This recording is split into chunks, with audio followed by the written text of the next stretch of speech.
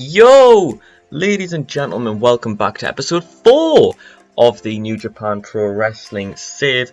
Today we have new beginning in Osaka, and you know what, I think it should be a pretty fun show. Last episode we had New Year's Dash, which if you haven't seen yet, feel free to check it out really. Since then we've had 2 whole Road to New Beginning shows, so let's see what happened. Well, Will Ospreay accepted the challenge that El Phantasmo made out for him. Bushi, Sanada and Tetsuya Naito defeated Goto and the Birds of Prey. El Phantasmo, Jay White and Tama Tonga picked up 6-man tag team action victory as Jay White got a win over Kota Ibushi, getting some momentum there. Lance Archer and Zack Sabre Jr. defeated JBH, and then Togi Makabe got pissed off and chased them to the back with a steel chain. So tension's really a flare between Makabe and Zack Sabre Jr. Amazing Red and TJP picked up 6-man tag team action victory up over Roppongi Forever, putting themselves in junior heavyweight tag team title contention, and they picked up another victory on night 2 as well. So Amazing Red and TJP will challenge for the gold tonight. Zack Sabre Jr. cost JBH victory against Lance Archer and Taichi of Suzuki Gun as well, so Togi Makabe is very pissed off right now. But yeah, Kota Ibushi and Tetsuya Endo got tag team victories, so they're back to winning ways. ALP and Jay White and Tama Tonga defeated Goto, Yano and Ospreay, so ALP picking up a win over Ospreay going into their match. And LIJ defeated Chaos again as Tetsuya Naito answers the challenge that Hiroki Goto made to him for a never openweight championship bout tonight. Can Naito dethrone the champion and become never openweight champ once again? Who knows? He's done it before. Can he do it now? Let's find out. From what should be a sold out crowd of around 16,000 people in the Osaka Joe Hall. And it is! We sold out the bastards. 16,000 fans there. And about that decent wrestling but little heat, Jeff Cobb and Carl Fredericks battle Lance Archer and Taichi, and they get the victory in 8:36 when Cobb pins Taichi with a toe of the islands. Cobb was really off his game, getting a 44. Fredericks gets a 47 there. Taichi with a 62, Lance Archer with a 63. Fredericks and Cobb showed excellent chemistry teaming together, which is always good to see, to be honest. I'm quite pleased with that, because that means that obviously Young Lions do pair with different wrestlers a lot, but it means at least that way I know who I can pair him up with the most. And yeah, with that victory over the United States Heavyweight Champion, Jeff Cobb will battle Lance Archer for the gold at New Beginning in USA in the next episode. Any improvements? None, unfortunately. A 50D plus there. As we then have a 64 seat when 6-man tag team action. In about that decent wrestling, the collection of Dragon Lee, Tetsuya Endo and Yuji Nagata defeat Bullet Club's Gedo, Tama Tonga and Yujiro Takahashi in 11:16 when Dragon Lee pinned Gedo with an Operation Dragon. Tetsuya Endo stood out as being good. Well, his performance there anyways, getting a 79. Only one more than Dragon Lee's though, so I don't know how his didn't stand out too. Tama Tonga with the 50, Gedo with the worst performance of the night. Yujiro and Yuji Nagata not performing very well at all either. But Tama Tonga, he's a level above them for performances right now, but he is still a level below the people above him, which is a very obvious statement for me to make there. But that gets a 64C, as we then roll on to the next bout, which gets a 54C minus. When 8-man tag team action in a bout that had decent wrestling but little heat. Alex Shelley, Amazing Red, Cool Cabana and TJP defeat Chaos's representatives Mikey Nichols, Robbie Eagles and Roppongi Forever in 13:37 when TJP defeats Show with a fast roll-up. So TJP and Amazing Red do hold the momentum there, going into their tag team title opportunity in the next episode. Eagles, Red and TJP were really off their games, which is a shame because I was thinking that match did a little worse than I expected it to, unfortunately. But some alright performances in there. Robbie Eagles with the best performance other than Alex Shelley, who was brilliant. I do love Alex Shelley. I feel like I know a lot of people get mentioned, like Cesaro, for example, for like most underrated wrestlers or most underutilized wrestlers. But I feel like for this decade, Alex Shelley is the most underrated wrestler. Like, he's the most underutilized. The fact that he's never had a world championship run anywhere that he's been, it does astound me. And the fact that he never really had a run with the X Division title either, especially when Saban was out for as long as he was. I feel like Alex Shelley deserved to be booked a bit better because he was one of the most phenomenal wrestlers in the world for quite some time. And he's still brilliant now. As we then have a 71C+, when a decent match, Zack Sabre Jr. picks up a singles victory, defeating Togi Makabe in 14 minutes with a penalty kick. Togi with a 57 to Saber's 84. A lack of psychology at times, which is a shame. But yeah, a solid win for Zack Sabre Jr. there over one of the veterans of New Japan Pro Wrestling. But yeah, to be expected really. I mean, was I really going to put Togi over Zack Sabre Jr. when he's like our most consistent performer? Probably not. But still a solid match there. Just one off of a B-. As we then get another C+, which is 68 rate this time, where in a bout that had decent wrestling but didn't have much heat, Bushi and Sonata retain the tag team titles. They make their first defense as they defeat David Finlay Jr. and Juice Robinson in 12:47 when Bushi pinned Finlay with the Firebird Splash. That's defense number 1 there. A solid win for the LIJ boys. Sonata with a 75. He's been quite solid. I don't think his performances have been acknowledged enough.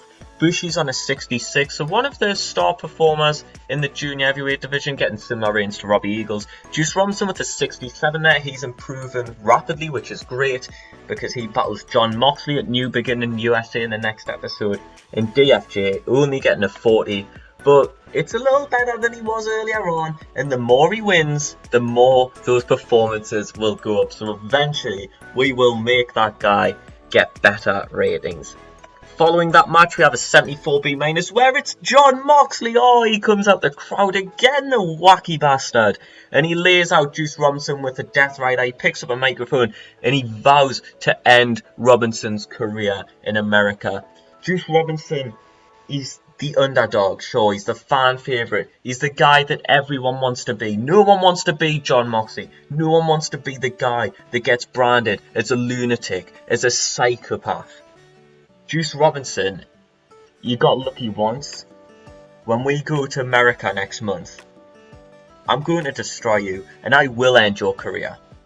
So yeah, you know, like, Juice Robinson, he's had a lot of success in Japan, but he never really was that successful in his American wrestling career. John Moxley was very successful. Two men who chose to kind of walk and move from America and move over to New Japan. Moxley still wrestles in America, to be fair, so it doesn't really work, does it? But anyways, I'll blame the fact that it's 2:05 in the morning and we'll move on as we then get a 74B- match of the night so far. We're in a bout that had great wrestling and a decent reaction from the crowd. The aerial assassin Will Ospreay defeated El Phantasmo in 1741 by pinfall with the Stormbreaker to make defense number 3 of the IWGP Junior Heavyweight Championship. ALP with a 72, very impressive. Ospreay with an 85, what a performer he is. We're getting that a lot. Maybe I need to take a look at the road agent. Who's road agent for that? Wataru, you know, fair enough. We'll have a look at that later. But yeah, Will Ospreay makes defense number 3, and so in America it will be Will Ospreay defending that championship against Bushi, and hopefully Ospreay doesn't get misted again, because I can't imagine that being very fun for him, as it happens right there. Just as I said it, he got misted. Dang nabbit. Oh, poor Will Ospreay.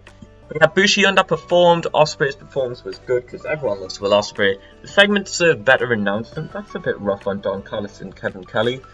Ospreay's not Susan. I really need to get around to sorting these gifts out, don't I? But yeah, a solid segment there. Who do you think will win, Bushi or Ospreay? Comment down below. You can do it. You can do it if you B&Q it. A solid rating there is then your semi-main event of the evening gets an 80B. When about that had great wrestling and good heat, Tetsuya Naito defeated Haruki Goto in 1928 by pinfall with a Destino to become open weight champion once again. Goto with a 75, Naito with an 88. Wow. What a matchup that was. An 88 from Tetsuya Naito. The best performance we've ever seen so far in this company. Maybe that was the right decision. So, you know. Everyone comment that was the right decision down below. And if you like Godo and you thought, well, no, actually, that wasn't the right decision, then like the video and comment that was the right decision, because I believe in positive reinforcement here.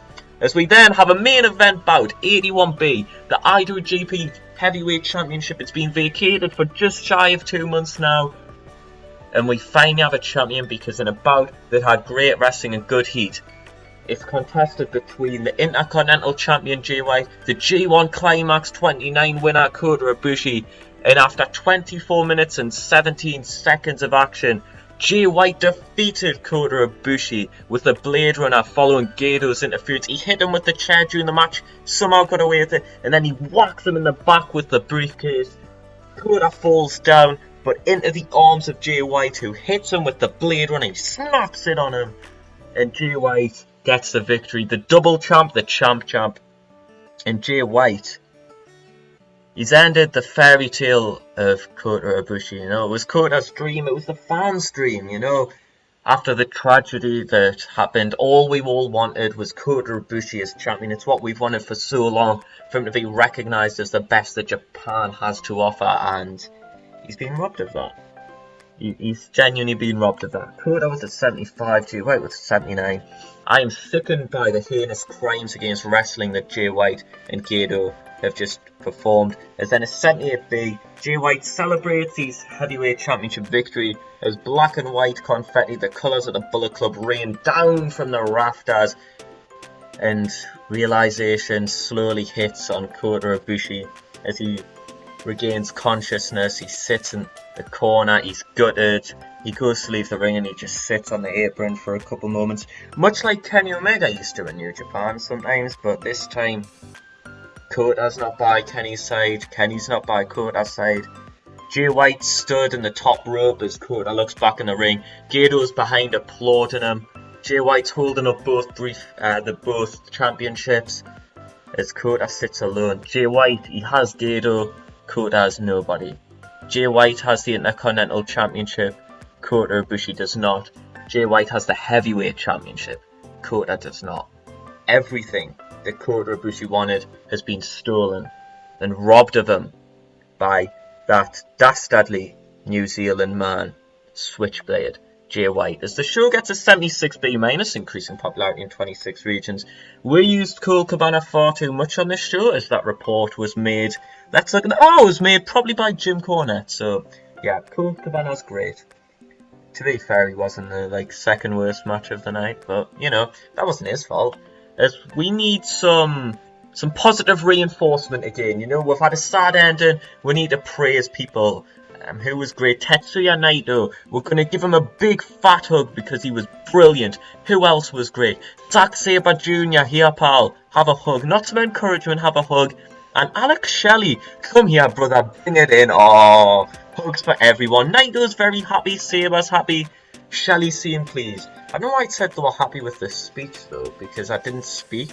I just made the hand movements. Was like, bring it in, fella. And we had a big hug. Speaking of being pleased, there's Kane and Gene Snitsky, who couldn't be happier. Yeah, bet when you clicked on this video for a New Japan Pro Wrestling TEW video, bet you didn't expect to see Gene Snitsky on a TV screen, did you?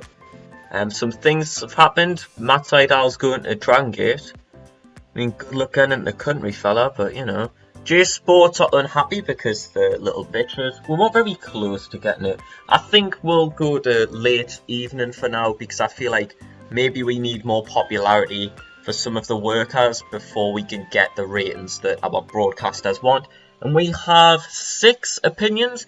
We'll go from the bottom, the longest. I've been saving them up actually. So any ones that we get in between episodes, I'll save so that you guys can see what our wrestlers think. Sonata thinks that Robbie Eagles is going to be a star and he is worth pushing. Absolutely. John Moxley likes what he hears from Juice Robinson. There's money in his promos if he's given airtime. Fair enough. We did give him a promo, but every time we give him a promo, John, you come out from the crowd and you attack him. You fucking hypocrite. Kota Ibushi thinks Robbie Eagles is a star in the making. The kid could make us some serious money in the future. I don't know what he means by us.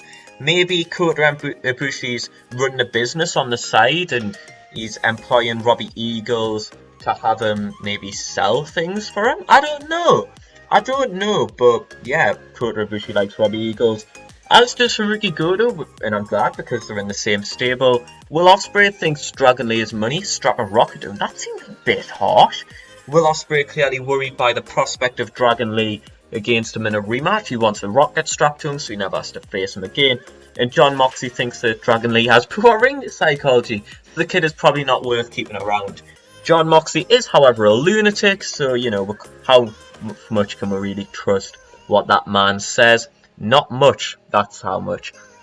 Next up, we have New Beginning in USA. The next episode, that will be, of course, there will be more matches than just those 6, but there's 6 main bouts. El Phantasmo goes one-on-one with Robbie Eagles in junior heavyweight action. That will be a very fun match. John Moxley gets his hands on Juice Robinson. He wants to finish what he started, and Juice Robinson wants revenge. No more attacks, no more sneak attacks. He finally gets John Moxley face to face. Who will win? Comment down below. Jeff Cobb, following his victory tonight, he challenges Lance Archer for the United States Heavyweight Championship. Can he end the 4-month-long reign of the United States Heavyweight Champion? Can Jeff Cobb win that championship for the first time? Find out next time. Amazing Red and TJP challenge Roppongi Forever for the Junior Heavyweight Tag titles as the champs make their first defense of the gold. LIJ's Junior Heavyweight Bushi challenges Will Ospreay for the Junior Heavyweight Championship. Can Ospreay hit defense number 4, or will his reign be cut short? And Sonata, following a few victories in recent times, he's won the tag team titles, he's won a few matches on Road 2 shows and on actual shows. Sonata has been on a good streak. He's pretty much the best, he's the top ranked contender essentially in the heavyweight division. So he has earned himself a heavyweight championship match against Switchblade Jay White at New Beginning in USA. So in California, Jay White will defend the gold for the first time in his second reign as champion. We will have much more stars such as Haruki Goto and Tetsuya Naito. Zack Sabre Jr. Oh, he'll be there. He'll be locking someone in a submission. Maybe it'll be you. Only if you come back to the NLG channel next time for some more New Japan Pro Wrestling action. Thanks for watching, and I'll see you later.